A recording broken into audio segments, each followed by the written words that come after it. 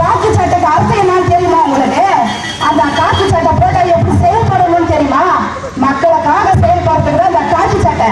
ஆனா ஒரு பொண்ணு 32, 33 வயசுல இன்னைக்கு நான் தாலியா இருக்க போறேன். என் தாலியா இருக்கிற மாதிரி மற்றவங்க யாரும் இருக்கக்கூடாதுன்னு நான் நினைச்சா, ஆனா அவங்க சொல்றீங்க குடிபோதையில போய் கணவர் விழுந்துட்டாரு.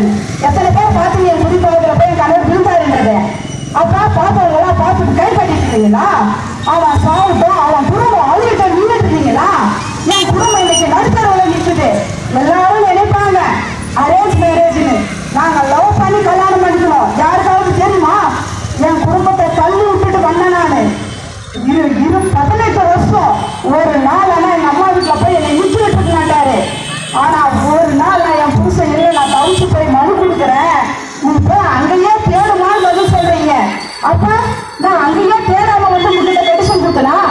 நான் எல்லாம் தேடிட்டு தானே வந்தேன். நீங்க வந்தீங்களா என் கூட சொல்லியா? நான் தேடி பார்த்தேன், கிடைக்கலன்னு வந்து சொன்னேன். இறந்துட்டாரும் நியூஸ் கொடுத்தேன். நீங்க அதை விசாரணையே பண்ணாம எஃப்ஐஆர் காப்பி இறந்துட்டாரும் போட்டீங்க. அப்ப என்ன நடந்துச்சாங்க? அந்த ஏரியாவில் கார் நிறுத்திட்டு போனாரு என் புருஷன்றது என் மகன் பார்த்தான்.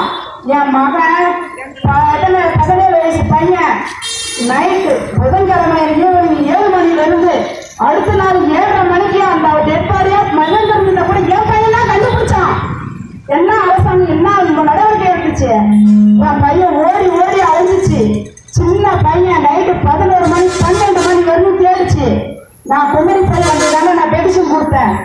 உண்மையான அரசாங்கமா இருந்தா, அதிகாரியா இருந்தா தாபாவே மூட முடியல. நீங்க டாஸ்மாக் கடைகளை ஒழிக்கிறீங்களா? என்ன மாதிரி எத்தனை பேர் காலியா இருக்காலும் நான் சம்பளம் வாங்குறேன், நீங்க மட்டும் நல்லா இருந்தா போதும்னு நினைக்கிறீங்க. மாவட்ட ஆட்சியர் வந்து இதுக்கு நடவடிக்கை எடுத்து